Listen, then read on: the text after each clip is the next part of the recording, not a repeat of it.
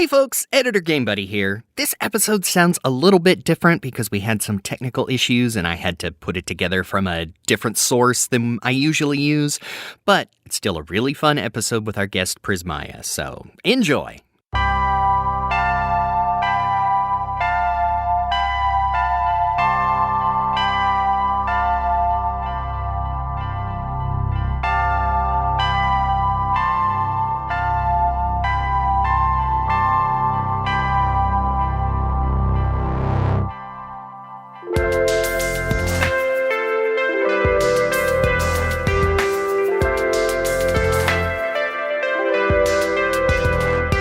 Hello and welcome to The Hill is Always Greener, a show where four friends have chill discussions about Sonic the Hedgehog to distract themselves from the inevitable passage of time and their own rapidly waning ability to relate to the youth. I'm Cyberlink. I'm Game Buddy. I'm Falero. I'm Rock the Jake. And we have a very special guest with us today. Please welcome Prismaeya. Hi, that's me. I'm Mika, Yay. also known as Prismaeya. Yay. Also known as Mika Prismaeya, cool streamer. Yay! Yeah, I have to introduce myself, huh? Yeah, my name is Mika, also known as Prismaeya. I'm mostly known on the internet for streaming, and that's pretty much it. But I'm really excited about today because my introduction to Sonic was the Advanced series, which basically I got into because I was very into Mega Man as a youth, and then those things just sort of coexist. You sort of just naturally progress from one to the other if you like them. It's true. As for like my contributions to the Sonic fandom, thankfully I've mostly been wiped off the internet because it was mostly making little Sonic OCs and putting them on DeviantArt and all that fun stuff. So Wouldn't know anything about that. Nope. yeah, of course not. Must be only me, right? Yeah, clearly. Well, I never put mine on the internet, so I'm fine. Which I think shows how old I am. At least My in a jealousy. small way, we've all been baptized in the fires of Sonic fandom. It's true. It's true. Oh yeah, we're talking about Sonic Advance this time, aren't we? Oh, I should also mention as that caveat, I have a significant bias to the Sonic Advance series, which I know I was talking to you guys a little bit about before we started. I actually prefer them vastly to the originals. I know I can feel people getting their pitchforks and torches ready already, but We'll defend you. I'm a little biased, so keep that in mind. I like them a lot, and in replaying Sonic Advance, I was like, oh man, it's like nature is healing. I feel so good. Just Imagine having biases about Sonic games. Yeah. Like, shouldn't be me. No Not one's possible. ever done that before. Every Sonic fan is level-headed and likes all the Sonic games equally. Exactly. I appreciate the attempt at trying to say that straight, Jake. And also, everybody likes all of the comics exactly the same. Well, we're at Yeah. Oh my god. Yeah. Can we talk about something nice now? I would love to. Hey, how about Sonic Advance? Let's get into it. Like, Sure. I still remember the first time I even learned Sonic Advance existed. I believe it was like the February 2002 issue of Nintendo Power that I first like got turned on to its existence, like right before it came out. It's been a hot minute. And but- I'm almost falling into the same trap. I almost said, was that peak Nintendo Power? Because I think that was in a couple of years for subscribing for a full year. You could get that Zelda collector's disc, one of the greatest bonus prizes. that ever. was Oh, yeah. that was like a year or two before that. I know because I have that collector's disc. Oh, yeah, Oh, man. Wow. Flex. Good old Nintendo Power, Yeah. he I had says through Nintendo his Power rose-tinted too. glasses. The thing is, I had Nintendo Power, but it was my brother was subscribed, and so any freebies or anything, like he still has those, so I don't get to flex. You got a I challenge. have no context for Nintendo Power. I just know that it existed at one point. I never had it either. Yeah, that was an American-only thing for a while. Although, didn't they eventually get bought by Future, which was like a Yeah, the later company? years were published through Future US. Gotcha. Future. Anyway, all that to say that I do remember like Nintendo Power fully like embracing the fact that Sonic was coming to new consoles now. Mm-hmm. God, Sonic on the Nintendo console. It Like- feels so strange. Not to anyone of this day and age. It might feel like normal. Sonic's a multi-platform guy, but at the time, he was like the head of the company that was always like being a real shit to Nintendo. Yeah, I seem to remember, even with that being my introduction to Sonic, kind of having this feeling of, oh, things are different now. Oops. You know what I mean? So Yeah, for sure. Yeah. And I think we briefly touched on it going over like the development history of Sonic Heroes, but behind the scenes, it was pretty, I remember it was pretty dire as far as Sega was like, okay, either we make this work and start putting games and Sonic specifically on other stuff, or we are donezo as a company. But as we know in hindsight now, Sega was able to make it out of that slump, and it was, I would say it was not just them necessarily pulling themselves up by their bootstraps, to use a kind of muddy phrase these days. Use boomer terminology, yeah, great. Yeah, exactly. But they, I think, in addition to making Sonic multi-platform, they also brought in more, not all the time, but every now and then they brought in some outside help. And honestly, as far as talking about Sonic Advance and just like an outside video game developer in general, like I think Dimps was spot on, like to bring in for Sonic Advance, because Dimps, like I feel like a lot of people have played a Dimps game because they have a huge selection of games, like even in like their early years that like were huge. And if you'll indulge me, I'd like to mention a few of them. Oh, really? It's interesting as far as games that they developed. Like in their very first year, 2001, they released Digimon Battle Spirit and Sonic Advanced. So that's already like two major franchises right there. Going on, they worked on Shaman King, they worked on One Piece, they worked on Inuyasha, then they made Sonic Advance 2, they made Dragon Ball Z Budokai, and like going on even further, they like one of the most recent games they made, which it's kind of mid, is Dragon Ball The Breakers. They helped work on that. So basically, they're like the shonen anime guys right now, which is appropriate for Sonic at the time. But they also, were a big part of the development of Street Fighter 4. Which is, kind of a big deal. Yeah. And it's important to remember that, their Sonic Advance work was coming right on the heels of what they had done on Sonic Pocket Adventure. Because Dimps actually, I believe, was founded by ex-SNK staff.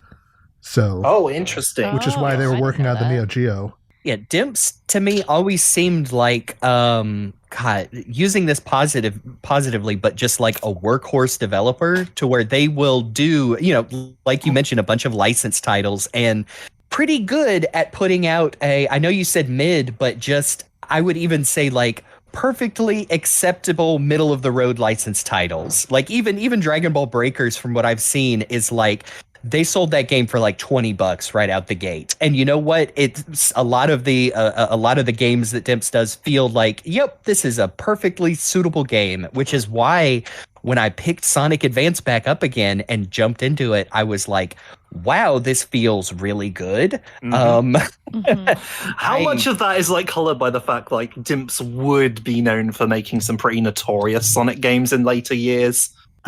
Yes, because I remember that discussion, especially by the time like the second Sonic Rush, and then you started to get like the portable versions of main Sonic games, and people being like, "Oh, here comes the Dimps formula again." But keeping that in mind, like still jumped right into Sonic Advance, just amazed that it felt so good. Yeah, I think I have more of an appreciation for it now. Like, I loved Advance back in the day, but I feel like, now that I've played Pocket Adventure, I can definitely see more of the through line of, where what they did there continued on into Advance, just kind of turned up a little bit to bring in more of like that modern Sonic feel to it as well. That's kind of the thing. This is kind of like the meeting of the two worlds. What was like an immediate jump into like what we would understand as modern Sonic at the time. But I think it's more adventure era Sonic, and just sort of like molding that with the Sonic that people knew already. So we got like a 2D game here, but with the look of like adventure Sonic, and I think it works rather well actually. Yeah. Like especially a lot of the backgrounds and the enemies and the world sprites and things are really reminiscent of the original, but obviously the characters are very much like, what do you say, like overhauled to look extremely like modern how we understand it now, and to be on model with how they appear in the adventure games. Yeah, and that extends to even like little details as well. Like I don't think I ever realized until now that most of the animals that pop out of the robots are like the specific animals you give to the Chao in Sonic Adventure 1 and 2. Oh yeah. Yep, I Oh, noticed man. that too. Yeah, I was like, I like that attention to detail a lot. I love that little lion. It's so adorable. Yeah. Oh yeah, super Just sits cute. there and growls.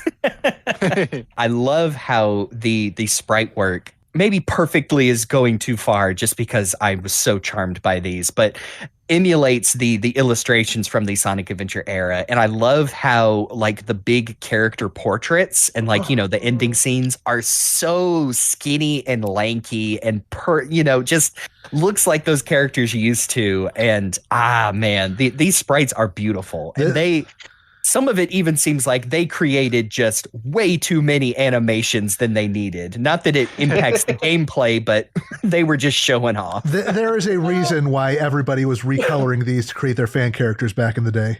Yep. I wonder who was doing anything like that. Although I was going to say, again, going back to everyone raising their pitchforks, the sprite work in this game, well, in these games in general, I vastly prefer the classics for a reason. And that's that I really like the high contrast look, how they're using the black outlines, not all around the sprites, but in parts of it to make things feel very contrasted. Yeah. And I know you could say like, oh, maybe they put too many animations, but when I was replaying it, I was really struck by the fact that all 4 of the playable characters had a lot of thought put into their unique animation so that you got a feel for their character without dialogue, which in a game without much story is really important when you're trying to just appeal to the player to get you an idea of what these characters are like. Because Especially even on like a their small idle screen, animations, yeah, exactly. On a small screen, it has to be pretty stark and noticeable. But especially like their idle animations or like, just the different ways that they interact. Or even, one thing I noticed is all their snowboards are unique to each other. Like they all have unique designs. Mm-hmm. I was really impressed by that. I was like, because I feel like maybe they could have just, give them all the same snowboard, whatever, it's fine. But I like that they put thought into that, Tails' has got like a little floof on the end, and then Sonic's has the stripe going through it. Like, it's nice. You're right on the money, and I even like little subtle differences to like the classic games. Specifically, the one that comes to mind is Tails is the only character who can like swim, and he swims like he did in the classic games. But because he is now a modern Tails who's a little more stretched out, he does it's still adorable, but like a little half doggy paddle where he just kind of moves his arms to pull himself forward instead of like putting his whole body into it in the classic ones. And yeah, like you said, it really does just help give the characters character, because the actual story of the game, it's like literally 2 sentences in all versions. Yeah. It's Dr. Eggman is making badniks with animals in him again and wants the Chaos Emeralds. The end. Go stop him. Go do something about it. But they do with the presentation, like you add your own little things, like not to skip ahead, but like the very ending, like after, beating the last boss is Supersonic, like goes out of its way to say like a few days later. And I remember being as a kid, like filling in well, what was Sonic doing at the time? And I like little stuff like that just lets you, like, I'm perfectly fine with stories and smaller games like this, but also do appreciate stuff like that just lets you fill in with whatever you want. Again, for creative young minds, it was like, oh, I have so much to think about now. So The fanfics I'll write from this. yes, exactly. Pulling out a notebook instantly, like, all right, gotta get started on my Sonic fanfic. I was gonna note too, with Tails doing the doggy paddle, it contributes well to like, okay, he's the childhood character, he's the younger one. But then like Knuckles does a float, doesn't he, on top of the water? Yep. Yeah, he looks that's very interesting. like in control. It's like, oh yeah. See, it's the little things they really put the thought into. Okay, let's give them all unique character animations. I really dig those details too. Yeah, not to overanalyze, but yeah, you do get a sense of this was before they decided to fully commit to Knuckles being, for quite a while, the loud, angry, kind of stupid one, because his sprites in this, like, show his strength, but also that he does, like you said, even his little swimming animation, that he is in control, even compared to other characters. Like, Tails can swim, Sonic just sinks like a rock, Knuckles floats, and Amy, we'll just say Amy's weighed down by her hammer. She chooses not to swim. Exactly. Painted a little some agency in this situation. Yeah. I was gonna say they're almost playing Knuckles like the stoic here. I feel like that's sort of. But look at his victory animation, sure. Yeah. Oh, he's so cool. So cool. See, when I mentioned I was in love with Knuckles as a child, can you blame me? He was so cool. I think he's one of the only ones, because they all have unique reactions to Mecha Knuckles, the boss in the Angel Island. Yeah. And if I remember correctly, he has a slight moment of like shock, like, well, that's not normal, but then immediately like puts his dukes up, like, bring it on, buddy. That ain't me. Faker, I think you're the fake echidna around here. And I'm gonna punch you. That's a little too pink. Yeah, he's like a magenta color, right? Yeah. Yeah, with his yellow gloves from Sonic Adventure. Yep. I like that design. And obviously, we're in the middle of the Mecha Knuckles renaissance coming off of Scrapnik Island, so. Oh, yeah. Oh, that's true. You should read those comics. They're really good. They're really good.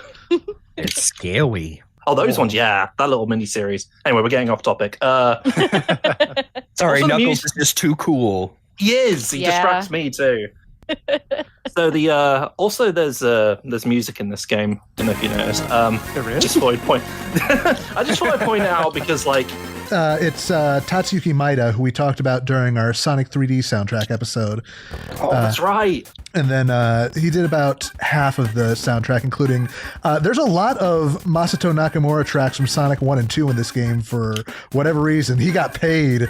For one. Yeah, that's how we figured out. Yeah, no, the Invincibility theme carried over. There's the Sonic 1 and 2 boss themes, Scrap Brain, Starlight, Emerald Hill 2-player version. Like, there's a surprising amount, honestly. I'm a little shocked that they pulled as much as they did. I guess that was just to sort of play with the nostalgia of it, because they were doing like a 2D game for the first time in a while, and they were like, let's give people something to connect to the old games here. That's true. I guess that was maybe what they were going for. I'm pretty sure of it. We can debate whether, the GBA sound chip did those arrangements any favors, but, I still like the music in this game, though. Oh, yeah. As much as I didn't really have the Game Boy Advance growing up, I played a lot of the games on my DS eventually. I do really like the sound of the GBA sound font, if you will. Yeah. There's something distinct about it in any of the games it appears in. Those Hoenn horns. Yeah. Yes.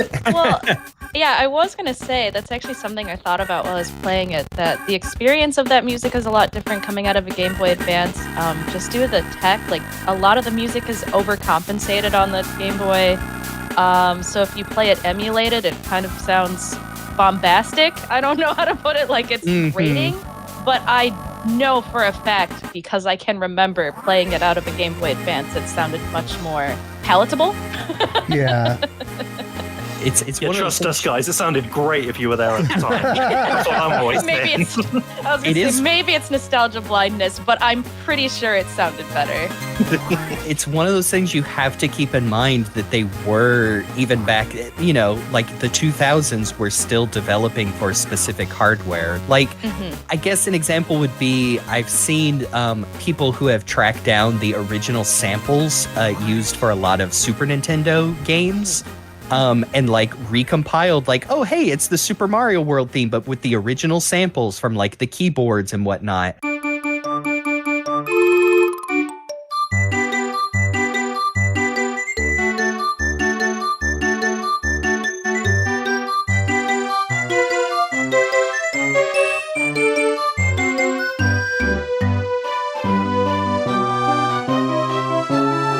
And it does sound like, on a technical level, better, because it's nice and crystal clear. However, there is something lost from the fact that it is not compressed by that Super Nintendo hardware, and it's not, I mean, just to flat out say it, it's not how I remembered it. So I mean, I really enjoyed the music of this. Like, it's hard to like you said, bombastic, the Hohenhorns. It's hard to come up with a way to say like that opening riff on the for Neo Green Hill Zone does sound a little farty, but in a good way. Yeah. In a way that would feel good coming like in your hands, like holding the Game Boy Advance, I'm sure. Yes. Yes. Yeah. Oh, But yeah, about half of the soundtrack was Tatsuki Maeda. The other half was Yutaka Minobe, who also worked on other stuff like Black Knight, Shadow the Hedgehog, Pinball Party. He was the piano in the Werehog battle theme from Unleashed. Okay. And I couldn't resist putting in that little tidbit. and he also did the music for the 2003 Astro Boy series and Yu-Gi-Oh! 5Ds. huh. Ooh. Oh. Card games on motorcycles. Yes, exactly. This was kind of a last minute addition because we all realized we had never played it. There is multiplayer in this game. It just requires you to link up with other real life people, and Gross. I can't say I Nope. ever had the opportunity. No. Because not only would it require having other childhood friends who liked Sonic, but also carried around their Game Boy Advances, their own copies of the game, and their link cables. I think they had a single pack mode. Yeah, I think that's the one where you just collect rings, but the cool one, the Find the Chao and some of the others where like I thought it was neat that each synced up player doesn't choose a character. It's just like in descending order, like player 1 is Sonic, player 2 is Tails, etc. It looks really neat. I'll just have to live vicariously through YouTube videos, I guess. I mean, here's hoping it shows up on Switch Online and we can, play remotely. Oh That yeah, was that's the great. perfect Easter egg. Amazing. I really, really hope that happens. I know in the Americas, all five, I can't remember, maybe Pinball Party was Sega, but I know Advanced Series and Battle were published by THQ, which doesn't exist anymore, and Sega has just been real quiet about like, I sure would assume that the rights to the Sonic the Hedgehog games like reverted to Sega of America if they wanted to bring them out here. Because I think, wasn't it the first 2 advanced titles showed up on the Wii U's Virtual Console in Japan? Yes. That's correct. But they have not been re-released over here yet. And just, fingers crossed that they do make it over to the Switch Online, because that would be amazing. I would love to see an Advance and Rush collection at some point. I feel like that would be... I feel like that's got to be a thing that they have at least talked about at some point. Maybe we'll get one way down the line, but who knows? I would hope so. People have their, quibbles with how Sega's handled Sonic Origins. I would be the dirty little consumer and plop down money for any version of a GBA DS Sonic collection. The good ones, anyway. The feeling is mutual. Same here. I just be like, all right, just take my money, whatever. Yeah. Yes. This one time I will give in to astonishment. And of course, I feel like we need to mention the Tiny Chao Garden. Oh, This is a recurring feature through the advanced games, I think. Yep. yeah. Actually, because even in was it in Sonic Pinball Party as It well? was. Yes. Yeah, we talked about that before. I think you have to unlock it in some of the other advanced games, but it is default for this one, and it's adorable. And maybe I am just showing my age. It never replaced the VMU Chao Adventure on Dreamcast for me, but it is super cool that they just made this work. Like, for one of the few games you could hook up to your GameCube. It is super cool that this was a thing. Yeah, I have a lot of nostalgia actually because I did the Tiny Chao Garden stuff a lot. I don't feel like, maybe I'm remembering wrong. Obviously, I didn't do it while I was replaying it because I was emulating it, but I don't feel like there was a whole lot to the Tiny Chao Garden. Yeah, it was more like, from what I recall, it was mostly just like you could play the mini games to get some extra experience for your Chao, and then just check in on them during the day. But there was not.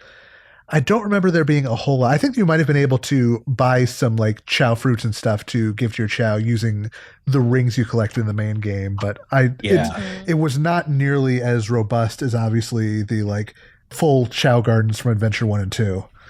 You can you can buy some toys for your Chao that I think were only in the Tiny Chao Garden, and also I can't remember if they were available like in some version of the Sonic Adventure games, but it seemed like rare like Chao eggs with different colors, and you can use the rings you collect in the main mode, and I thought, oh well, that's cool, but after completing the game fully, checking, I think I had like 15,000 rings, only to see that there was like a rare Chao egg worth like 100,000 rings. I'm like, well, not gonna be doing any of that. Sorry, I'm just looking at some of the little quotes that the Chows say sometimes, and there's this one who's saying, "I'm always eating. I eat every day." Yeah. Well, I don't know, mate. Say, my memories of Chao Garden were basically what you said. Yeah, I just briefly looked at Google. It does look like you could get eggs and fruits that were exclusive. There wasn't a whole lot to it. It was mostly just cute and really cool. And the Chao would say really weird things. Yes. So yeah, like we were kind of talking about, it really does feel like, Advance feels like, and it's building on kind of the classic formula and physics. And, it really does. I think I played a little bit of Advance 2 and 3 to refresh myself. This is definitely the one that feels most like the original Genesis Sonic games, I think. But with a little bit of extra flourish. Like all the characters have some of their moves from the adventure games, which is a little surreal, I got to admit. Yep. It feels like not a lot of them are needed, but they are, again, like we said, just nice, showing off the flashy, cool animations. If I could say one thing as a lay person when it comes to like the actual programming of Sonic games, it feels like the physics are incredibly close to classic Sonic titles, but the speed is a little toned down. Like when you're even like hitting boosters with Sonic, I don't feel like you're as fast as like maybe Sonic 2.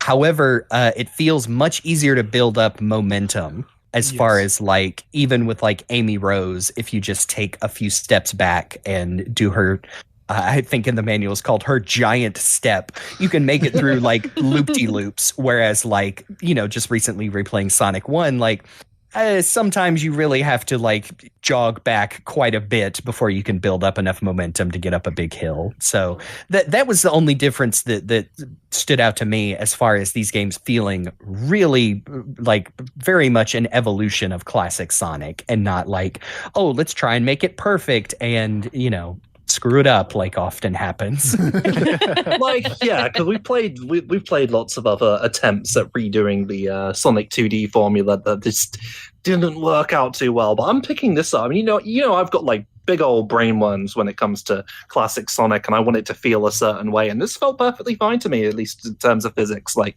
I was doing the little rolls on the inclines, and Sonic was gaining momentum. It's just those little things, the being able to play around in this on the Sonic Funhouse, so to speak, that just felt okay to me. Mm-hmm. Better the Funhouse than the Schoolhouse. Well, for me, the only Advanced Series game I had ever played before this was 2, and that was because my introduction to the Advanced Series was actually through the Mega Collection by just listening to that title theme over and over again because I thought it was awesome. So for me, there was like a little bit of a mental learning curve because I feel like in Sonic Advance 2 you gain momentum even faster, and me personally, I think that game feels a little bit better. But I do agree that like it's kind of surprising how quickly you can gain like the top momentum that looks and feels right in this game, and I think Dimps knocked it out of the park as far as like just how good it feels to control specifically Sonic, but like all the characters in this game. I think one of the things I forgot about is that it's actually kind of short. Like there's only 6 zones with 2 acts each, and then 1 with the bosses at the end. It feels like it's taking a lot of cues there from like Sonic 1, in that it's just kind of really condensing down everything it can into the zones rather than kind of trying to spread it out. I do think that works to its advantage once the levels start getting bigger and more complex. Oh goodness. I guess probably Angel Island is where it starts to get really labyrinthian. Yeah. Lots of different paths. I wouldn't say at this point it's necessarily bad. I think there are other Sonic games that come after this where the levels are almost too complex. I feel like there's a good balance here to where even remembering like some levels I wouldn't say I enjoyed as much as the others, but also like still had their advantages of, well, if I stay on the top part, like that's the route I know, and I'm going to make it to the end of the level like pretty. I know that the end is coming up, and I'm not just sitting here watching the timer tick up or tick down thinking, okay, am I going to make it out of here? I don't know. Yeah, I appreciate that there's I think the level design in this game is actually pretty good. I appreciate that there's a lot of points where, you think you're supposed to go right and, oh, no, actually you're supposed to go left and you hit a dead end or whatever. And I appreciate that it isn't just like quite so linear as some of the other games, which is something that I remember even happening with, the later advanced games. They got a little more hold right to winny, for lack of a better word. Yeah. Well, that's how people understood Sonic to be, so they guess they started delivering that. Yeah, So sad. I was going to say, some people consider that a pro, some people consider that a con. Some people like the idea of exploration in the level where you can find your way around a labyrinth, so to speak. Some people are like, I want to hold right to win, so... I think that Dimps specific boost formula works better once they get around to Sonic Rush. Yeah. I've mentioned this before about like some of the older Sonic games that we've played, how sometimes as far as the aesthetic look of the levels, especially the most recent one I can think of is Sonic CD, because that's like the big one that I mentioned. Some of the levels looked really, really busy and it was like kind of distracting. But I think from a purely aesthetic and art based level, I think all the levels here just look really good too. Like there's still some fun, good details in there, whether it's like a little bit more spacious or whether there's just more things going on in the background. But as far as me, like I was able to play the game without feeling too visually overwhelmed or distracted, and I sincerely appreciated that. One of the concerns I had picking up the game was that with it being a handheld Sonic game, that it was going to feel claustrophobic, and it has its moments, but it really doesn't. So the balance is hit pretty well, I think. Well, if you want to play a claustrophobic version of this game, there's always the N-Gage port. I was gonna say, the Game Boy Advance has a pretty nice aspect ratio for platformers, but yep, everything I've looked up about the N-Gage version of Sonic Advance, which is SonicN, Sonic Advance for the N-Gage. Because N is funnier than Q. Yeah. I don't get it. No, I mean, well, for anyone... Jeez, literally anyone under the age of like 25. Oh no. The N-Gage was a cellular telephone that also promised the ability to play console quality ports of various video games on a tiny, what is that? Like a 4x5 aspect screen? Something like that. It sounds terrible. It doesn't look like it played very well. Yeah, no, I've seen footage of it running, and it's a piece of work. Like you can play, the sprites at the original resolution, but that means that there is like super duper screen crunch. There's basically like no way to really see what's ahead of you. It reminds me a lot of playing Game Gear Sonic. I was going to say, I feel like Game Gear Sonic is better than that. Oh my god! Yeah. Or you can shrink it down so that you get the original like aspect ratio, but all of the sprites are basically crunched down to fit. So there's basically like no good way to play it on the N-Gage. Two different versions of nightmare mode. It's like Sonic where you can't see what's coming, or Sonic where you can't see what's coming. That's your choices. Yeah, exactly. So yes, we'd be remiss if we didn't mention that footnote in this game's history. I feel like we've kind of talked about the characters and all their extra moves. I kind of feel like I might be the odd duck out to where I really like how Amy plays in this game. All of her extra little moves, she does not get a spin dash like the boys. Like, I guess that's just unwritten Sonic lore, is that only boys can learn how to spin dash. I love her hammer is great for bosses. It gives her a much bigger reach and hitbox. Like the final boss, not the secret supersonic boss, but the final boss, it's so much easier for Amy to crouch right under his goofy little, I think it's called like the Egg X robot, and dodge like whatever if he shoots a rock or the bright light. And in the same, before he can, pop his little rotating thing back up, just hop up with Amy and get him with the hammer. And I love the fact that if you hit springs with her hammer, they shoot you like more than twice as far as normal. And I don't know, like in our chat, y'all were saying like, oh man, Amy, this is kind of a slog. She's so different. And I was just like, I kind of get all though. I was condensing my thoughts a little bit. Here's the thing. I appreciate that they stuck to the bit, because with Sonic, Tails, and Knuckles, like, they carried over a lot of the stuff that was going on in the Mega Drive Genesis games, where they were essentially like able to do the same things as each other. Like, they all get to do a spin dash, they all get to roll, they all get to do all because it's easier to swap the characters over if they're able to do that sort of thing. But for Amy, they were like, no, we're going to commit to the bit, and we're going to have her like not be able to gain momentum as easy, because she's not the typical adventurer character, I guess. So they really they did their best to make that work, and so it's tough to play her on these levels that are made for like momentum based platforming. But once I got used to it, I was fine. It just takes some getting used to, for sure. Yeah, it really does feel like a really faithful conversion of her adventure moveset into a 2D game. But I feel like it's not as effective here. I feel like it was more effective in adventure because it just made more sense for the pace of those levels and the pace at which Amy moves through them. Where a lot of her hammer moves were used more for the platforming, for getting up to like higher areas or puzzle solving or things like that. And I don't feel like it is as well adapted to something where you are moving at the pace you are in a Sonic Advance. But it does make me interested to see like how much of this will necessarily carry over to when she, is made playable in Sonic Origins Plus. Yes, which should be coming out around about like before this episode drops. So let's hope it turned out okay. I hope so. The biggest change I wish they would have made for Amy in any of these games is added specifically you mentioned adventure, the ability to, when she's at top speed, if you say press the B button instead of stopping to hit something with her hammer, give her that hammer jump. That was the biggest thing I felt was missing. Yeah, I feel like that would have helped a lot with her traversal. I just love that one of Amy's moves is face planting. It's so cute, though. Yes, very. Yeah, super cute. I wanted to cut it and talk about Amy a little bit, even though you guys basically said everything I was going to say. And I was like, how fitting that we talk over a woman to talk about the woman character. I know. I was sitting here the whole time twiddling my thumbs, like not to play the as a woman card.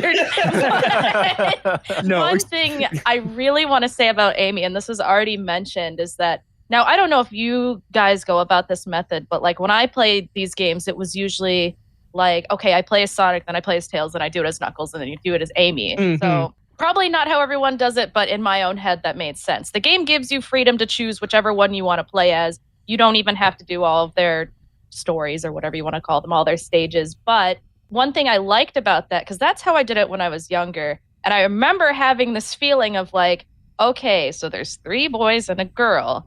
Are they going to make Amy like feel weaker and lamer in comparison, or is this going to feel satisfying? Because as a girl, you're like, I want the girl to be cool. And I love the fact that I would play through the stage, and like you said, you don't get the same momentum as Amy and yada yada. But the fact that the hammer makes it so that the bosses are like a joke for the most part was like, oh yeah, cool. She's such a badass. Yes. It was like, that's awesome. They did it. That's all I needed. I'm satisfied. That's what I took away from replaying that as well. When I was playing, I went through Sonic's set of levels first, and then I actually went to Amy because I wanted to see just how different the gameplay would be. That's what I did, actually. and yeah, like Chris said, like it takes a little bit of time getting used to like her different just moveset overall. But as I started to get more comfortable with it, there's like a couple times where I was able to kind of emulate that hammer slam jump. Because for me, as long as I had like enough top speed momentum, I was able to quickly hit down and then the hammer button to kind of do that, and I would have a little bit of forward momentum, which was cool. And one thing that I personally think is benefit to Amy that the others don't have is, I feel like all of us playing Sonic games, we've had that moment where like we go down a ramp, but there was actually something back at the top of the ramp that we wanted to see. And sometimes, depending on which game you're playing, it's just a hassle to get back up there. But for Amy, when you hit down and jump, instead of doing a spin dash, she does that little hop skip, and you can actually go up a ramp like lickety split super fast that way, because you can just keep hammering on that, and she just keeps going up really fast that way. So it's cool to be able to get that incline speed that you don't have to worry about momentum, because she just hops up the whole time. Well, I will say, like, as much as it is kind of funny that, at least until you get to the bosses, playing as the one female character is the higher difficulty. Say what much like life. That's what I was implying. From what I've heard. She uses the hammer to shatter the glass ceiling. You beat me. I was going to say that was Jake's joke, and you stole that from text chat. But I wasn't looking at text chat. I don't know. To be fair, I've stolen one of Luke's jokes in a previous episode. Yes, we're finally even for the Sonic CDs nuts joke. Yeah. Oh my God, you're right. But the thing about this is, at least this time, Amy is like taking on Eggman herself as opposed to running away from a robot, which is interesting. I think that's like, she gets to actually be the hero, which is quite cool. It's okay. She'll get chased by that same robot in the next advanced game. Oh.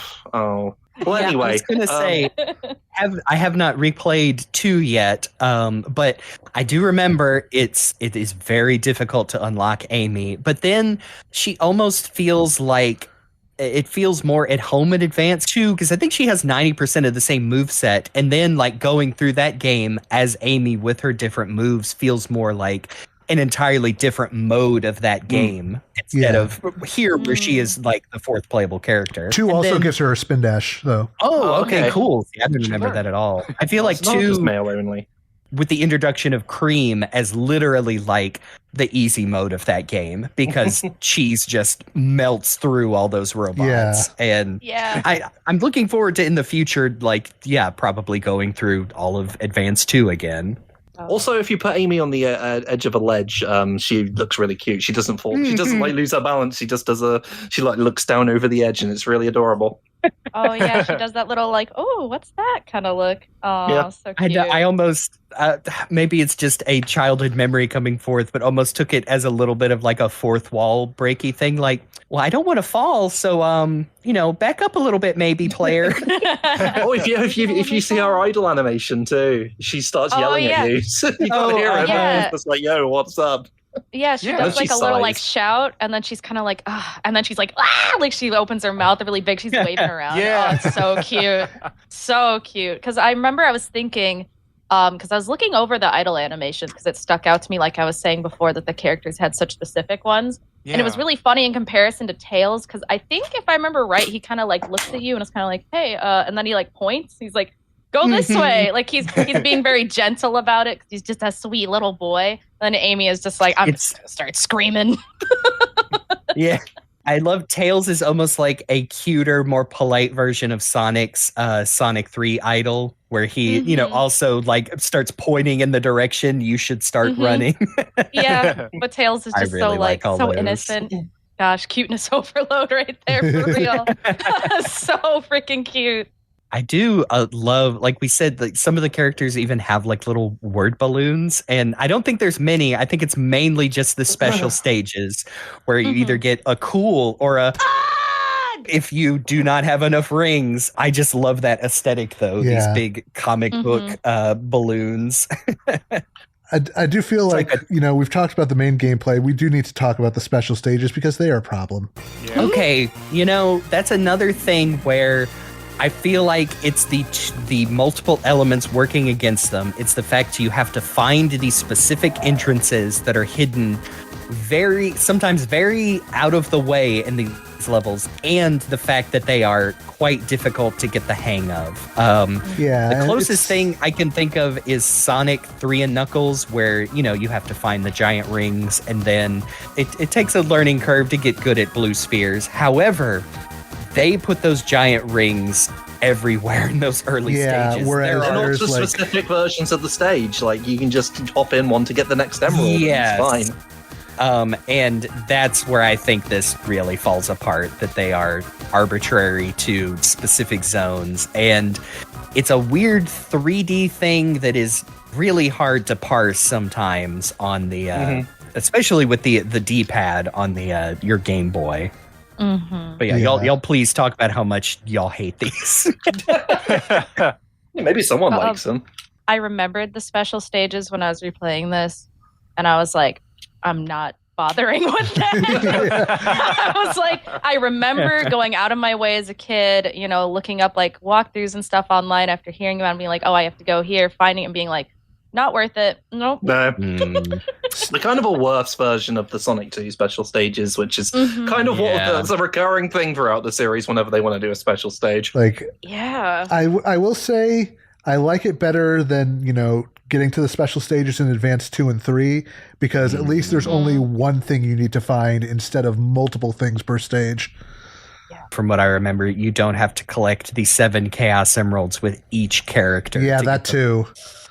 Oh God, that is a thing you have to do. Oh no. Yeah. That's the only way to get Amy. I do think ultimately maybe I didn't hate these special stages replaying it because there was a part of in the back of my mind where I was saying, well, at least it's not the special stages from the other advanced games. Did you ever catch the Chao, by the way, that's hurtling through space? Because that's hilarious. You can just leave it falling to its doom. Did a couple of times, got that extra continue, which I never used because when you turn the game off, all of your lives and continues reset, even if your progress is saved. Yeah. So yeah, let's- not anybody's favorite. Yeah. I was going to say, there's a lot of negativity in here now. I was gonna say, like, you can never say it's not anybody's favorite, because no matter how bad something in the Sonic franchise is, it's somebody's favorite. So I'm sure there's someone who is going to bat for these special stages specifically. And we salute them for it.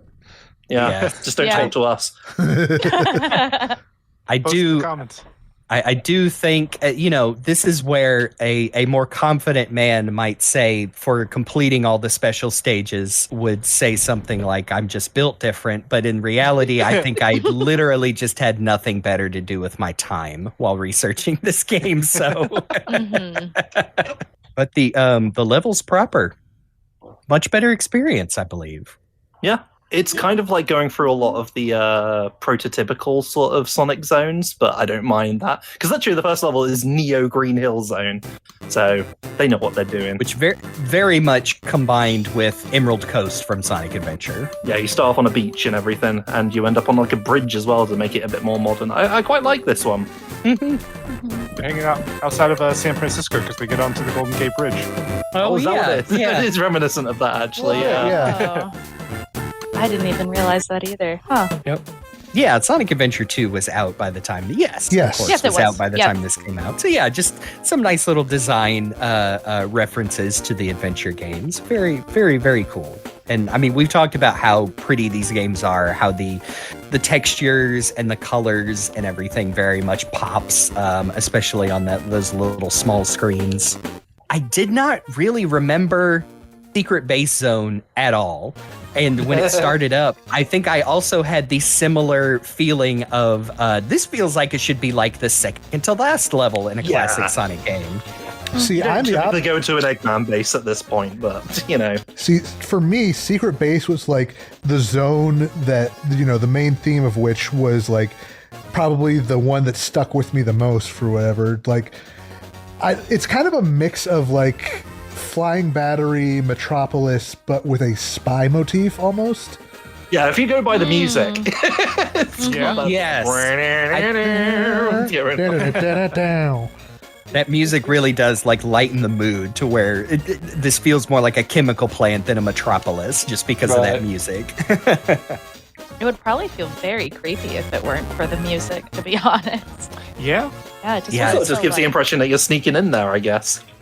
Yeah. I It don't. is- Otherwise, I feel like with all the like mechanical stuff, it would feel very like trapped, I suppose, rather than like, ooh, I'm sneaking in. You know? Mhm. Yeah. It does feel the colors especially feel they're not ugly, but they do feel like hostile. And then, you know, I think it's, what is it, Act 2, like there are also lava pits you can fall into, or I guess molten slag Terminator pits. Yeah, I think to the that's why I tension. got the vibe that I'm like, this would be so scary if the music didn't kind of like alleviate it a little bit. God, if they did like a Sonic CD style Bad Future tune for this, but damn, yeah, Oh, no. Oh, yeah. geez, horrify yeah. me. Then I'd be scared. I would be straight up scared even as an adult. It kind of, just because it comes so early in the game, it almost feels like this is Eggman's like lab warehouse that's like more of a public front. Like people kind of know what it is, but like it doesn't say Eggman on the front, but like it's like the public facing one, whereas like later on you get into the actual stuff. Yeah, I see what you mean. I Like, mean- yeah, There is something cool about the idea that you are like, you're not just showing up in the stage. They set it up as like basically an infiltration. You know, you've got you're zip lining in with the searchlights going on in the background. Like there's something cool about that, I think. So maybe it really is like a spy motif going on because of all that. Yeah. I do like, we mentioned the boss of Neo Green Hill, which is the big hammer, kind of reminiscent of Emerald Hill's boss, which you do fight later, but with the big hammer, and then he switches up the last hit. I do like the boss at the end of Secret Base, which is just Eggman on a spring. And Yeah. you know, we mentioned the other characters. I love Eggman's sprite in this game with his big, bulging, goofy cartoon eyes and his big mustache that moves when he laughs. Oh, it's so Aw, you're good. so right. I'm looking at video of the boss fight right now just to like refresh myself, and even like when he's in the robot like coming down from the top of the screen for a big attack, he still has his eyes bulging just like I wasn't ready for this.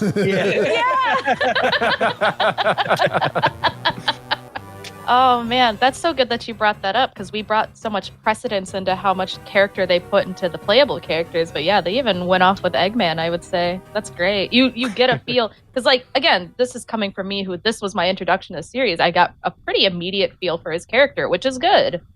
So. Like you can almost hear the laugh, even though there's no sound clips. And Yes. I don't think there's, except for like the intro with the portrait, I don't think there's ever a shot of him like outside of his egg machines. And so they really had to pour a lot of character into the semi-static shot of him piloting these robots, and it's so charming. It really is. I mean, when it's just a pretty small cluster of pixels, when you think about it, it's very impressive, the kind of things that were pulled off.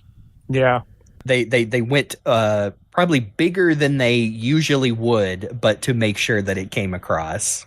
Yeah, it's especially more impressive when you consider that this is, you know, the modern Eggman design, which has a lot more going on than like the old classic ones in the True. Genesis.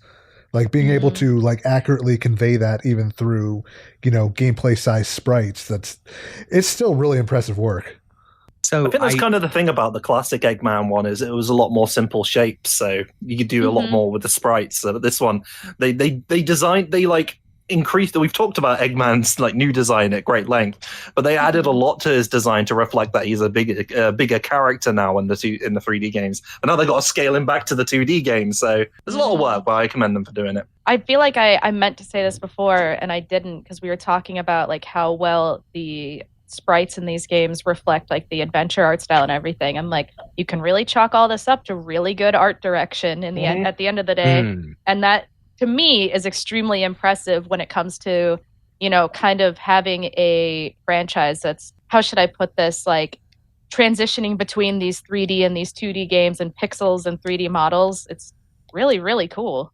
I mean, not to, we have a few games that we pick on as examples, but I mean, it is the difference between looking at these Sonic Advance games and the games they called Sonic the Hedgehog 4, which in theory use these same characters, but like you said, because of differences in design and art direction and decisions made, like completely falls apart in one game and looks great in another. And I think it's obvious which one we mean when we say that. That's such a good point. I'm going to tuck that away anytime I'm talking about good art direction. For real, I would never have really thought of these games as an example until now. But I'm like, wow, it really, really is.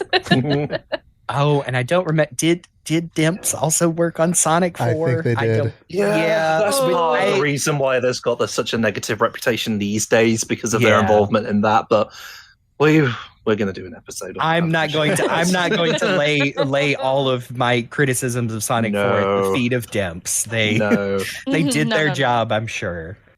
Since we're talking about the art direction right here, I feel like that's a good point to. It's a good moment to mention the designer of this game, specifically the artist designer of this game, who I'm sure came up with the look of all the characters. His name is Yuji Uekawa. He's worked with Sonic ever since the Saturn version of 3D Blast, and as far as I can tell, he was the main artist for Sonic Advance, at least this one, and then I'm sure many of the other ones. But he's it seems like he's a staple member of Sonic Team, so I'm sure he's had involvement with all of them. So we can thank him for not only just the look of these characters, but probably like how expressive they are throughout the game as well. Yeah, I mean, at this point, he's like the legendary in my mind. I mean, he has been still has been my rotating computer wallpapers, all of his new Sonic channel art and stuff. Yeah. And Yes. I love, I wish I could remember the post. I think it was just a random Tumblr post where they were complimenting him by saying, especially a lot of his early, like, coming up with the look for adventure era Sonic, looks like he draws the hands first and then comes up with a pose that fits those. And I love that because sometimes it does, like a lot of characters, like just, you know, throwing their hands out in a big pose and like contorting their bodies in a cool striking a pose act. And I really love his art. And man, if they're, you know, I've seen people saying like in the same breath as, I wish we could get an advanced collection, but if they wanted to do it up, do it right, and do a modern, like, high-definition sprite throwback game with just playable versions of that type of art, like, I would die happy. Same. I agree. I cannot emphasize enough how much I love the Sonic Frontiers mod that makes the model look like his artwork. Oh gosh, yeah. I'm making a note to put that in our notes because I cannot believe how good that looks. Yes. I do love these next two levels. They are just your casino level and ice level. Not that that's bad, but It's like they were obligated to put these in, and it's fine. But they are those. Yeah. They are, but the music in Casino Paradise is just it brings back the same, you know, memories of like the Saturn Spring Stadium music, like that same kind of like really good jazz just on a GBA sound chip.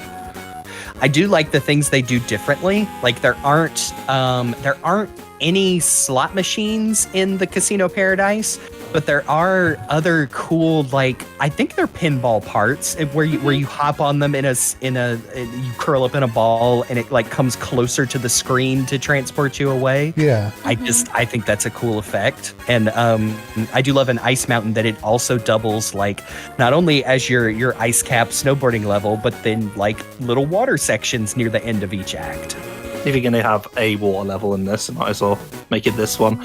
But I do love that it does have a bit of a we have ice cap at home sort of vibe. Yeah. Even having like the little penguinator badniks and everything. It's also funny that there are certain enemies in this game that you only encounter one place, like the oh gosh, I think I have the names here. The little shark guy. I think they're called Drizames.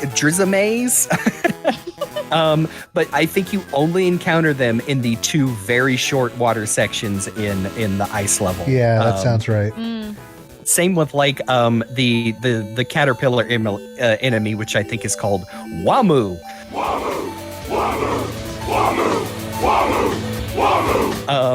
He's only in the Angel Island and then just does not show up again. No Whereas SCDC or cars though. I was going to say. exactly. We've got a Jack fan here. I have no restraint. But then the like the little mole guy, the Mogus, are in like every level, I'm pretty sure. The little dudes that like don't do anything but pop up to trip you. I think they're made perfectly for Amy as well, because you can whack those moles, you know? Yeah. They even brought back like a new version of the Penguinator for the ice levels as well. Yeah, but he Yeah. kicks a snowball at you. Threw me off. I wasn't expecting that. Oh yeah, and that thing has physics too. Like it'll go up a hill and then roll back down and get you. That happened to me a few Yeah. times. So what we're saying is I clearly picked the wrong advanced stage for our 12 Zones of Christmas segment. And I will take that L. This one's pretty good, but it does feel like, again, it's Ice Cap again. You know, at least the other ones had a bit more variety going on. It's also the weird one that has a entrance to a special stage in both acts. That's true. I guess that just ended up like that. I will say trying to move through the snowdrifts was maybe trickier than it needed to be. Yeah, I was kind of expecting to be able to do a spin dash and kick up the snow like in, I think, Sonic 3. That happens a few times, but nope, just kind of a slog. Especially as poor Amy. Yeah, then we move on to Angel Island Zone, which, as soon as you see that name, anybody who's played Sonic 3, has certain expectations of what that zone's going to be like, and it's really not. Nope. It's basically like it is and it's not. Like if you played Sonic 3, you're expecting it's going to be a jungle, but it does deliver on what it is. It's a zone on Angel Island, and it's got lots of those Angel Island staples going for it. It's as I've written in the notes, Sky Sanctuary, Marble Garden, Sandopolis. Like it's all of those things. And a little bit of Lost World from Adventure for good measure. Oh, that's true. Yeah. Gosh, I love that description though, because I feel this is the first one that feels bigger and, more maze-like. But yes, that description fits perfectly that, it's big and has a lot to navigate like Sandopolis, but then has aspects of Sky Sanctuary and Marble Garden. And it's just really cool. It's very pretty too. The contrasting of like the browns and grays of the stone versus the yellows in the sky. And this one's really nice.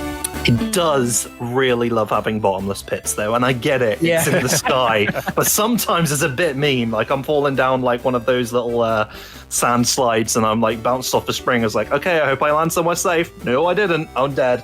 I don't think I hit any pits in Angel Island. It wasn't until the next batch of stages that I really started like falling down a lot. But like I really like this one. I think that we talked about how well like the characters contrast against the environments, and this is one of the ones where I think they stand out the most because of like the use of kind of the a bit duller color palette to match the older ancient ruin kind of vibe to the stage. I also like the new mechanic in the stage about having those wheels that you jump on. And Yes. I mean, it's kind of a staple in the Sonic franchise, but it's cool here, and I enjoy it. I think I like these a lot more than I like, say, the spinning bolts in Metropolis Zone, for example. Oh, absolutely. Oh God, don't even. I don't like those at all.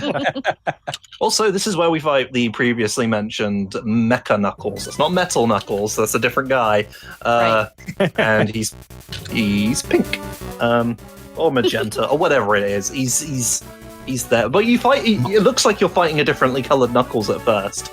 Then it's not. And then he vomits up missiles at you. And that is something I did not realize. So do I after a long night. That he is barfing those giant missiles out of his mouth. When I was playing it, I couldn't believe I didn't remember that he does that. And it took me way off guard. With all the stuff I was playing, and was like, yep, I remember all this, I remember that. I was like, whoa, okay. And I think we did mention earlier, I do love how each character has a different reaction to finding this different version of Knuckles. Knuckles himself is immediately just wants to beat it up, whereas the other characters are a little more shocked. I think Tails might be the one who is just horrified that he has come across a doppelganger of one of his close friends. It's very good. It does functionally play a bit like the Knuckles fight in Sonic 3 and Knuckles, at least until the moment he gets revealed to be a robot and, as mentioned, is chucking up missiles at you. So this might be my favorite boss encounter in the game. I think so too. I think so too. Probably what they were trying to do is like a mini throwback, but then sort of catch you off guard, like, haha, you thought kind of thing, Yeah. Yeah. Mm-hmm. You thought. Yeah, exactly. I like that he also stole Knuckles' power gloves from Sonic Adventure 1. Yeah. Those big yellow ones. They're yellow. Thankfully, Yellow. Thankfully, doesn't do the I don't remember what it's called in Sonic Adventure, the heat action punch. Yeah. I just know it's in the files. We learned they called it the Hadouken. So,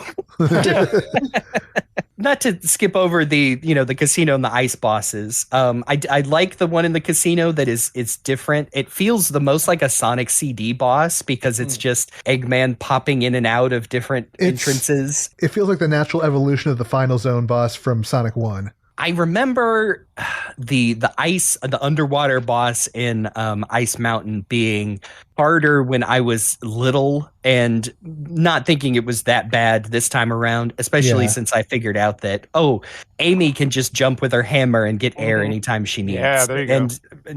And Knuckles can swim for a bit. And I think you can even get, if you manage to swim up with Tails and get just above the water, you can get a couple of hits in with his tail. So it's really only Sonic that has to worry about hopping on those icicles. Which is how I did it. I feel like we keep kind of going back to, wow, Knuckles, so cool. Wow. Oh, I do that all the time. I can't imagine why. There's a reason why Knuckles is definitely staked a claim with a lot of fans. Yeah, then we jump into the last two full zones of the game, Egg Rocket and Cosmic Angel, which... They're technically the same zone. They just have different names. It's like one's Act 1, and then when you get to Cosmic Angel, it's Act 2. So yeah, but these are also the zones that I remember getting so fed up with back in the day. Yes. Egg Rocket does maybe wear out its welcome a little bit. It's quite long.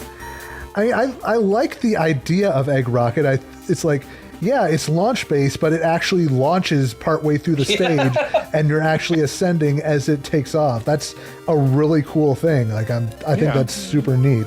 But I didn't realize the timer was counting down until like the third or fourth time I was going through it. that timer made things real stressful at a few points. As soon as I started it, I had like a childhood sense memory. I was like, oh, this is the one where it goes down. Oh, like the stress like hit me so hard. I think, and I would really have to look at a map of the areas to get to see what is actually removed. I know the easy mode of the game that you can turn on in options makes Eggman take, 6 hits instead of 8, and then apparently removes certain enemy placements. I'd be interested to see what those changes are, especially for these last two, because these last two are the ones that feel like they're one too many. Oh, here's an enemy or a disappearing spike trap right in front of a spring or a place to land. And, I eventually learned it, making it through like with the 4 different characters. But it just felt more than the classic Sonic games of like, oh, you can learn where stuff is and start running fast. And this felt a lot more like, well, that just felt unfair. There's definitely like, I love the vibe and the idea of this, but when I get to it, I'm like, okay, gotta get ready for this one. It's gonna take a while. It's kind of like if Skybase Zone from Sonic 1 on the Master System went on for like an hour. That's what it feels like sometimes. Yeah. But I do like that you're going up. Like, that's a deal. For all those hold right maniacs, good luck on this one. Yeah, this was one of the ones where holding right got me into the most trouble just because I kept, like, instead of just throwing a wall at you when you go in the wrong direction, surprise, pit. To say something, again, nice about how Amy plays, there's a specific one in, I think it's Cosmic Angel. You have to hit I think it's a diagonal spring going to the left. And if you just hit it normally without holding a direction, it sends you right into a spike wall. I hate and so you have to remember to hold a direction as the other characters. With Amy, if you whack it with your hammer, she just goes right over that thing. And I'm like, yeah, girl, we're going to make it. I love that. And it's important to remember, like, at the same time, they're also doing the Death Egg gravity switching the whole time as well. Yeah. It's not too bad. That is, in the original Death Egg in Sonic 3 and Knuckles, at a certain point, I do like, okay, I get it. I'm on the ceiling. It does not overstay its welcome, in my opinion, in this one. Yeah. It's fine. We didn't actually bring this up on our Death Egg episode because it's a Death Egg-like, but we don't actually ever see what it looks like, so it doesn't count as far as I'm concerned. It's in space, though. It's pretty okay. I think, like, after Egg Rocket Zone, or Egg Rocket Act 1, or whatever it is, this one, like, feels really brief in comparison, so I'm like, okay, well, it's done, so I don't need to worry about that anymore. God, I might even say the boss of Cosmic Angel is cooler than the actual final boss. See, I love the music. Like, the music for this section is really good. the music is good, but I hate that boss. Maybe it's because I was trying to beat it with Sonic, but oh my, I didn't actually beat that boss. I just skipped forward to the next zone because I kept losing to it, and I did not have patience for it.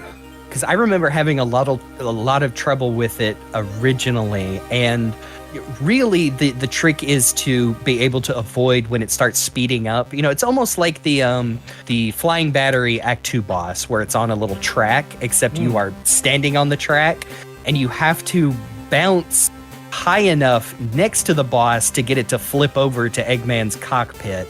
And I think the real difficult part is when he starts to speed up and shoot those little energy balls.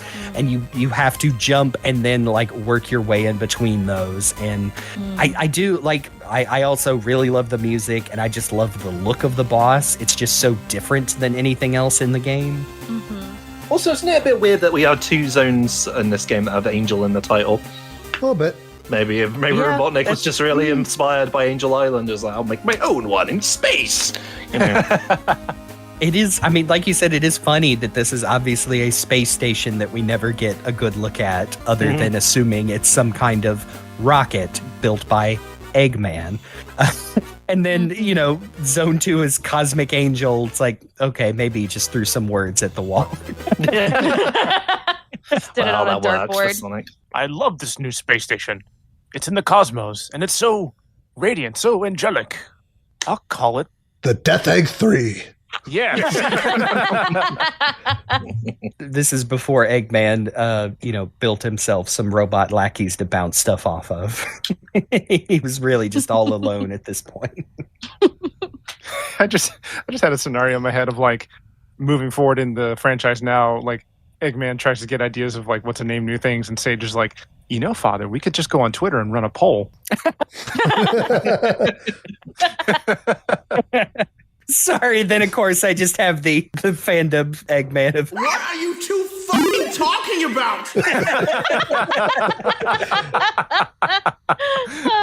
Oh. Anyway, then there's X Zone. Okay, is it X or cross? Yes. Is it silent? Oh, no. Yeah, Let's- it's Japan. Let's find out. Is it silent based on our previous discussion in the last episode? Is it just zone? It's X the Dark Zone. Now, Hey. that's a Bada boom. joke for us. Maybe. Let's go with- Probably X. It's probably probably X. This is yeah. not the first Project Cross Zone. Yes. This is Sonic X. So this is Wolverine zone. As far as mini boss rushes go, I like this one quite a bit. Yeah. Mhm. Mostly because the first two bosses only take 4 hits. Yeah, And those it is first two cool. bosses being remixes of the first bosses from Sonic 1 and 2, which I think you might have been onto something where it's like, okay, we're trying to get to a like whole new demographic, bring in the Nintendo fans. Let's do something to connect back to the older games to, get like the lapsed fans to be like, oh, I remember that, and then introduce the older stuff to the newer generation. Yeah, all the Leonardo DiCaprios can point at the screen. I and be was like, gonna say remember that, yeah. Exactly. Just a little nod so you can be like, wait, I know. Yeah, So after you beat those two old bosses, we confronted with the Egg X. Which is, I mean, I could see where Eggman had the concept going, but it's a little silly. I'm going to be real. This is the most Dr. Wily Oh, thing I have ever seen. There's that connection again. It does feel like he couldn't decide on what he wanted it to do. So it's like, I'll just put them all in and make it pick at random. So he's got like a bunch of different attacks that he can use. And I'll hover 2 feet off the ground. I'm watching a video of this boss fight just to refresh my memory on it, and like I got stuck in a cycle where he just constantly used the hand. Like he rarely used his laser, and I'm seeing him like go like actually physically move back and forth across the screen. I was like, where did I get the bad luck on this? What the heck? You were dealt a bad hand. I'm leaving. I prefer when he uses the hand because that one feels like it's easier to dodge because it's like, well, I can just, get all the way away, wait for him to throw out the hand, and then I can just jump back and hit him once or twice. Whereas, when you're trying to dodge the laser or the cannonball, it's like, well, I don't know which one's going to show up. So there is a 50-50 chance that I'm going to jump right into it as it's coming at me. So good luck with that. Yeah. I was a cannonball. For some reason I thought it was a coconut. It has been precedent for coconuts getting... Why are you shooting me out of the cannon? There are some kikis in this game that throw those coconuts. He he collected them all. God, now you're just imagining that, Luke. Just the three coconuts for adventures being like that, like, what the hell? I was cleaning the toilet in this thing. It does the music really does make up for like maybe the non-intimidating design. This is a cool final boss music for sure. Yeah. The music seems to match, like it starts going as he's spinning around. It's almost like it really fits it. With the like choir voices in the background. Yeah.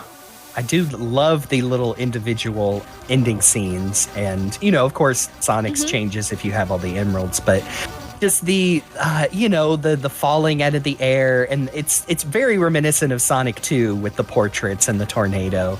I love that it's not just if you're playing as Tails, Sonic is subbed in. It's that if you're playing as anyone but Sonic, Sonic's flying the tornado, and that's really cool. Well, it's his plane apparently, which is something I keep forgetting. It does have his name on it, although Tails has put his logo on it by this point too. Yeah, I think he's entitled to that. Co-parenting. Exactly. we have joint custody of this plane, Sonic. It's like one of those corporate mergers in the end where they have to it's like a Squeenix sort of situation. Exactly.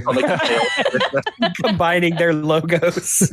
A bunch of blue flickies join them, and then they do jump into the air and do a nice big pose. Again, you can see the wonderful stretched out lanky sprite work. Oh, yeah. But if you manage to get all the Chaos Emeralds, there's one more zone as Supersonic, the Moon Zone. Ooh. Yep. This is the end.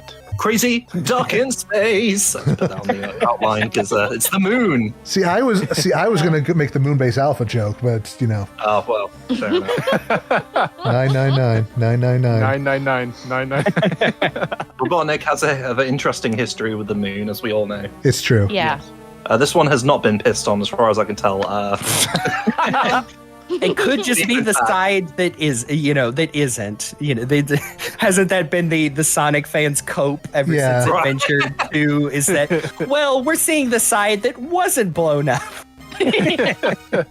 I feel like this zone was a lot more difficult for me this time around than I remembered. Like, the window for where you can hit the thing is super duper tiny, and like it's hard to get rings back as they're, he'll throw out the little capsules that try to Pac-Man chomp you. Yes. And, you can blow them up, but then the rings kind of fly everywhere, and it's hard to, grab them as they're doing that. So you're still run out of rings pretty quickly, even when you're trying to keep up with that. Yeah. It's worth contextualizing for everyone who hasn't played this. This is like a Doomsday Zone-esque sort of like your typical supersonic final battle chasing the enemy through a stage type thing. But it doesn't really play like that. And I was expecting to just float up and down the screen, but no, you've actually got to jump while you're flying. And I don't know, I couldn't quite get the precision down with the jumps. You have to jump and charge. Man, it's a lot. took me a little bit to get into the proper pattern and to remember that you had to break those little capsules open to get rings. And I feel like the best thing is to probably try and ignore the big egg robot and build rings back up, because I don't think they're ticking down any faster than usual. I think it's 1 ring per second. But they sure do seem to go away a lot quicker than in usual fights. I like the look of it. It does seem like maybe it suffers the fact that you are jumping so high as supersonic that it's hard to get like a good look at this cool robot if you're very much just focused on hitting his face, so the hits register.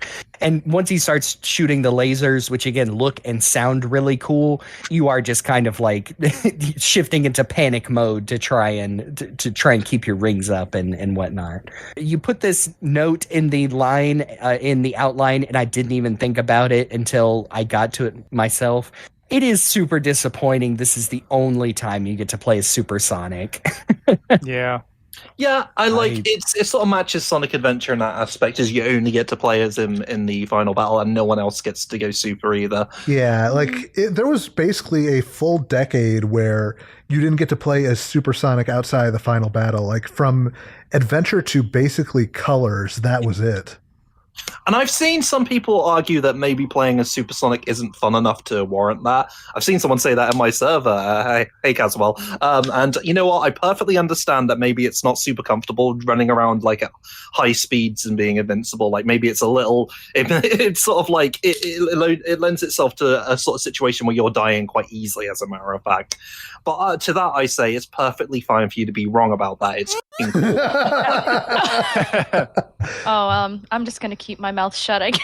Yeah, you're allowed to have different opinions on here. So I was gonna say no. I think the novelty of the situation should be reserved to only very specific things, and I don't like the idea of like, oh yeah, it could be supersonic, whatever you want. I'm like, I don't like it either. I do find it overwhelming. Sorry. You know what? No, I'm not sorry. That's right. Damn it. Yes, you are. Yeah, you're damn right. I'm entitled to that. You're entitled to that as someone who didn't grow up with the games and like who was treated to the joy of being supersonic at a moment's notice, even to the point of ruining levels and being like overpowered. And you know what? Like if you've got all those emeralds, you've earned that right to completely ruin the game for yourself. I earned that right. If I could interject, where I do definitely see both points of view, to where Supersonic, especially in the 3D games, like I've recently been playing some mods for the original Adventure that lets you play as Supersonic outside of that final battle. However, looking into how those mods were created, like the person very much details that like, hey, you really have to tone down the same supersonic powers from the final boss to make it fit in the regular levels. So I totally understand. Like I would not want to play as the Supersonic in Adventure 2, like flying around the levels in regular gameplay, because that just wouldn't work. That's not what those levels were designed around. Whereas I feel like it works a little bit better in something like Sonic Mania, where they probably had that in mind from the beginning. Like even compared to playing as Supersonic in like Sonic 2 and Sonic 3, where yeah, if you're just going crazy, like you absolutely will fall in pits and get crushed by traps, or, you know, even still drown because Supersonic is still affected by stuff like that. So you need to design like a Supersonic mode around what would make the gameplay fun. Like even in Sonic Colors, I mean, I really don't think it works well in Sonic Generations because you just skip over half the levels, which a fun novelty. But yes, I can definitely see what people mean when like they don't necessarily enjoy it. Whereas I definitely like a Supersonic in levels. I do hope it at least is toned down to where it's still fun to play the levels themselves. Well, there is a difference between, like, say, the Supersonic you play as in the levels and the Supersonic you play as in, say, Doomsday Zone or, like, Egg Reverie Zone in Mania. Like, you know, there's the overpowered one, and then there's just basically Speed Shoes Invincibility Sonic. Yeah. and I like that. And I like being Super Saiyan Sonic. It looks cool, but you know, I can understand why some people want it to be a special thing, especially like when we just had the second movie where they treat it as basically he is a god in that form. He is beyond humanity and everyone around him, and that's fine. It all depends on what you want. Like, they're going to be different scales, but for me, when I'm playing a 2D Sonic game, there's this part of my brain that's like, well, if you're taking away something I had when I was a kid, I'm not happy about that. That's all what it comes down to. Yeah, I was going to say, I'm guessing, once again, my perspective is really skewed by the fact that I started with Advance, and so that sort of became my norm. And so the opposite is extremely weird and overwhelming to me. Yeah. I mean, to kind of back you up there, like, I know you haven't played it yet, but the Super Sonic in Frontiers is treated very much as like this special thing to where it's like, don't think it would work in regular gameplay, but it is treated in that game as like, okay, this needs Super Sonic. The gloves are off, and it is for this very specific situation. And That's how I like it. They're doing future updates for Frontiers. I don't know if I would want like, oh, you can play as Super Sonic in the regular levels, because I just don't know how it would work without completely nerfing it. I like how it feels special for those big boss fights. Yeah. That's right. Well, some of us just love to be overwhelmed and have a horrible time. I actually really, it all depends on the context of the game when it comes down to it. And as someone who grew up with those original 3 Sonic games on CD, you know, things are different. I'm mad forever. Okay, I'll shout down a woman. I'm sure that I can't think of it, but I'm sure there's something that I was super fixated on in my youth that I'm the same way. I'm like, oh, it's new now, therefore bad. I don't know. I like to think I'm generally very open-minded, even with things I'm very protective of, like Mega Man, for example. Growing up as a Mega Man fan is like, well, you have to accept that Mega Man can entail a lot of different things. Mega Man X, they're just like, hey, we're gonna make an RPG of this, okay? All right, here it is. Then you get a Steam version of Chrono Trigger that changes the font and the dialogue. Oh, okay, well. Found it. And I'm like, everyone's like, oh, it doesn't have all the Woolseyisms. It doesn't have all the wonky translation. I'm like, I know it, it's bad. And I just chuck my controller at a wall. Listen, I stand by it. I think that the quote unquote worst translation gave it more character, right? So there's my thing. We could probably do a whole other episode just on that, because I was just thinking that gosh, some old anime dubs, I have that.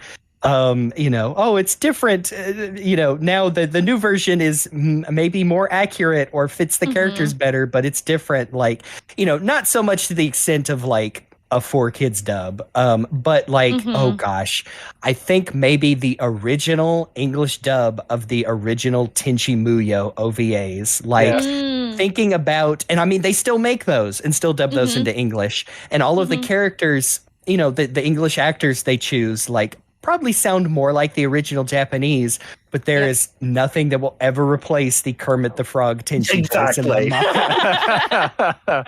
Ryoko! It doesn't sound the same unless he's like that. I want him to be like that, and I want Ryoko to sound like she's got like a smoker's cough. It sounds great. Yes, and I say that unironically. It's good. No, you're absolutely right. The example I always think of for that phenomenon is Symphony of the Night. Oh, yes. The original, was it Super Nintendo or was it PS1? PS1.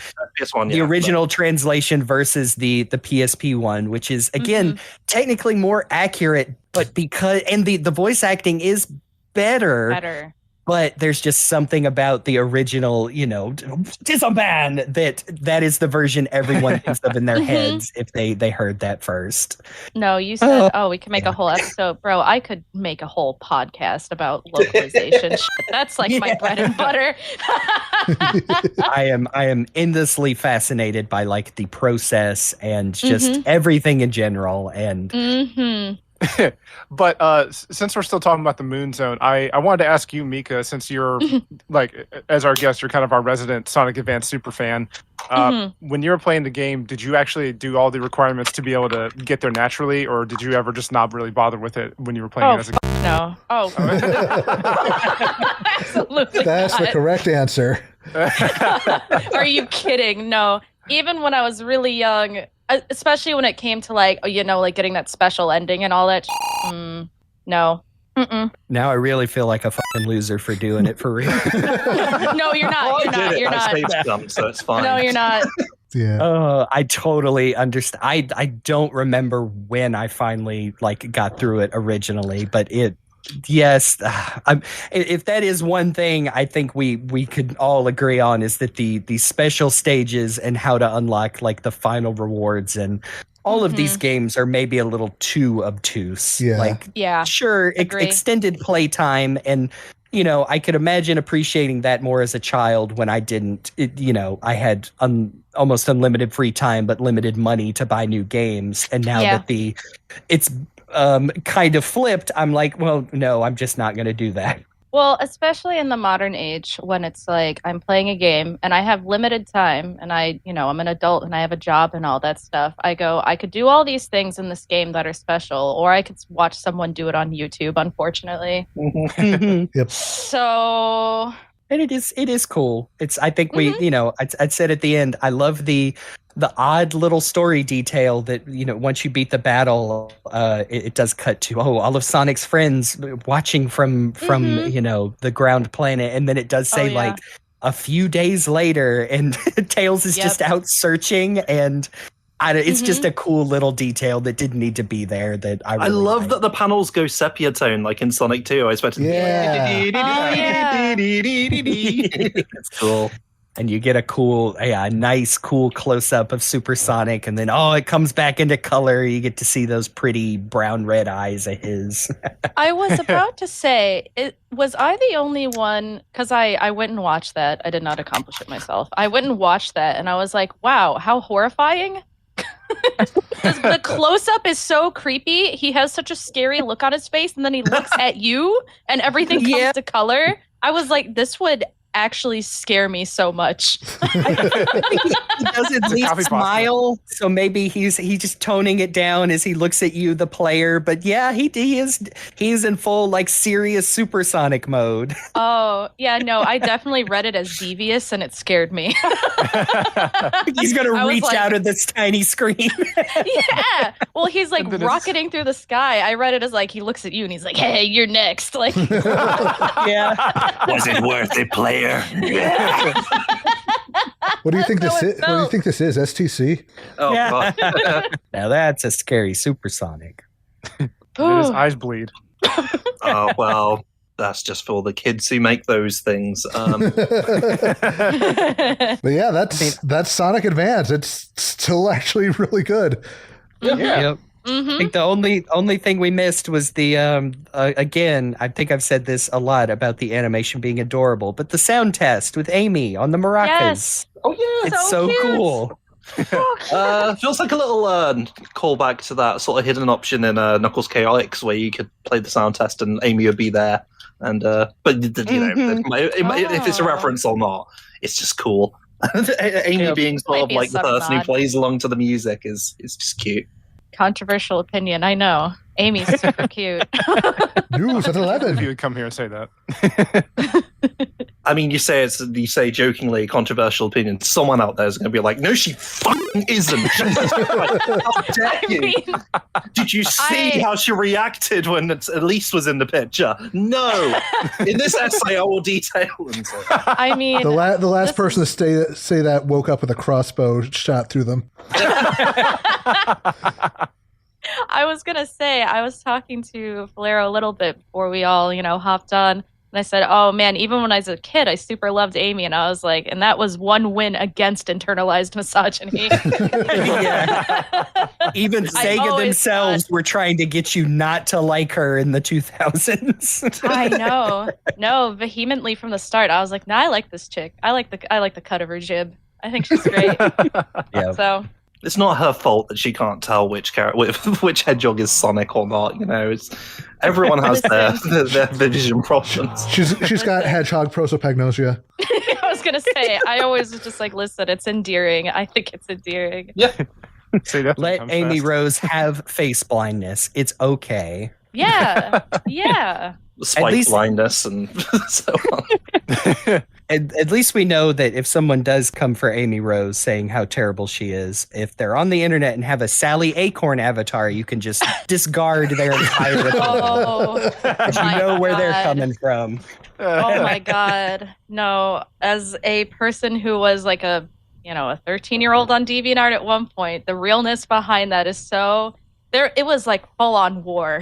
Oh, absolutely. And there was even like a whole sanction of like, no, I like Sally and I like Amy. Yes, we exist. Yeah. Yep. Queens against queens or princesses Yeah, against exactly. queens. I'm pretty sure I remember that specific DeviantArt stamp. That I'm sure of it. No, I'm sure of it. I probably had it. Put that banner in my message board signature.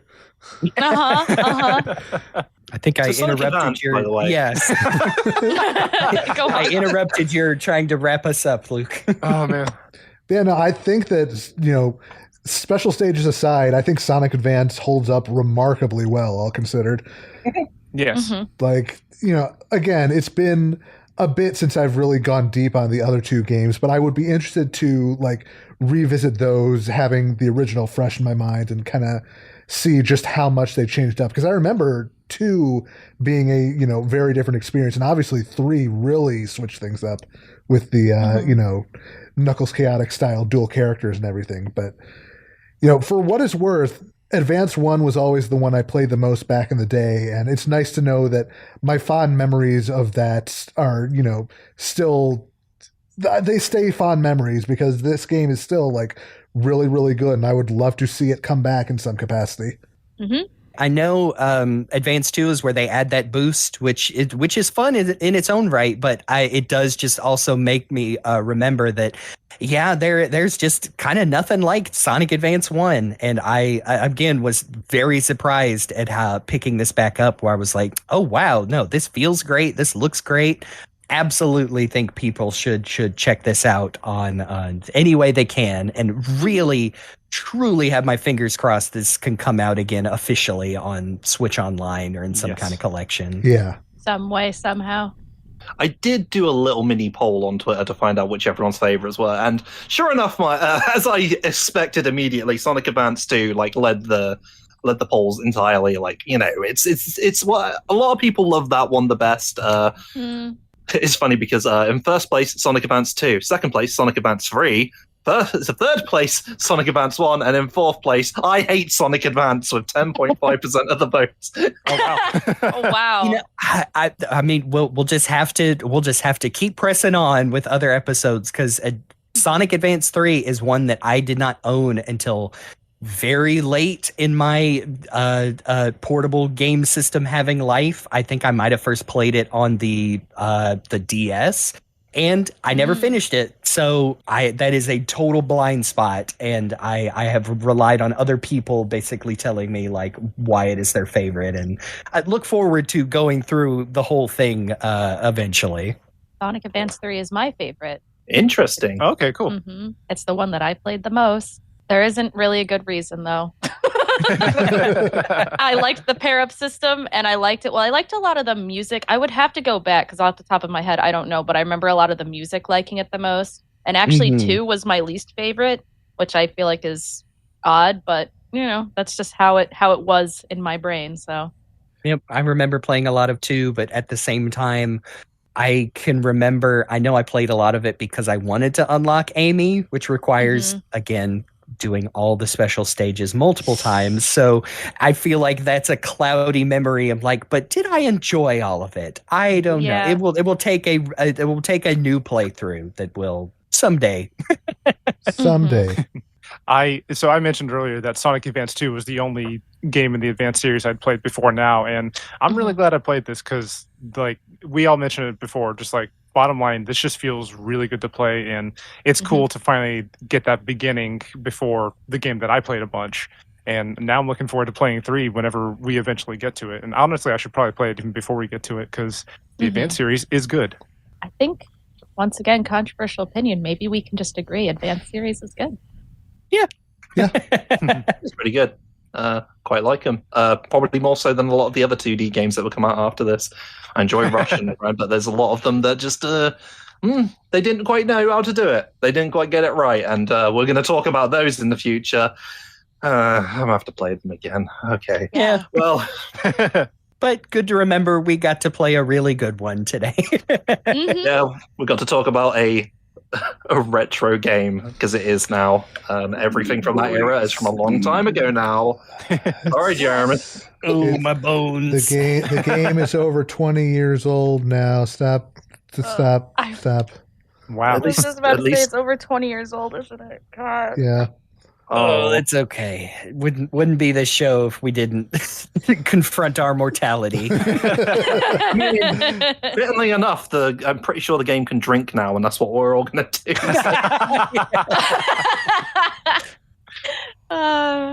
Yeah. Until next time, you can find me on Twitter at Cyberlink420. You can find me online as Game Buddy, sometimes with a 1, 2, 3 at the end. And you can follow me on Twitter at Great Job Jeremy. That's GR and the number 8. And you can find me all across the internet as Falero. That's FAULERRO. Love that jingle. Yeah. You can find me on the socials as Rock the Jake, and you can find me on Twitch as Mr. Rock the Jake. And Mika. you can find me, Mika Prismaeya, cool streamer, as you might expect, on Twitch, on twitch.tv/Prismaeya, PRISMAUIA, and also on Twitter. Very Yeah, nice, you very should. nice. She's really And- good. She's good at doing it. She's good at doing things on the internet. Stop. It's really funny. She's a funny person. Special thanks as always to Amy Waters for the use of our theme song from the album Gotta Go Slow. You can check out more of her work on YouTube and Bandcamp. And you can also find her on Twitter and Instagram. But what are we going to be talking about next time? We recently talked about Sonic Adventure for part of our anniversary. We're going to go back to Sonic Adventure, but this time we're covering how the comics handled them now. When we mean the comics, we Badly. specifically mean Arch. Yeah, well, it depends on which ones you're reading. No, I'd it say also both of depends them. on well, they have the... Oh, okay. But I have my opinions regarding this. We're talking about Archie and Fleetway, aka Sonic the Comic, STC. They handled this transition, Sonic's rocky transition to 3D, in a very rocky way. I'm really excited to talk about this. It's going to be weird to go to essentially the death of STC. After we which was already what did the they- death of Archie. Yeah, so... oh, God, you're right. Oh, man. It's all about mortality on this podcast. But until then, I'm Cyberlink. I am Game Buddy. I'm Falero. I'm Rock the Jake. And I'm Mika. Who's your daddy, Shadow? Good read. Oh, thank you for listening to The Hill is Always Greener. We'll see you on the other side.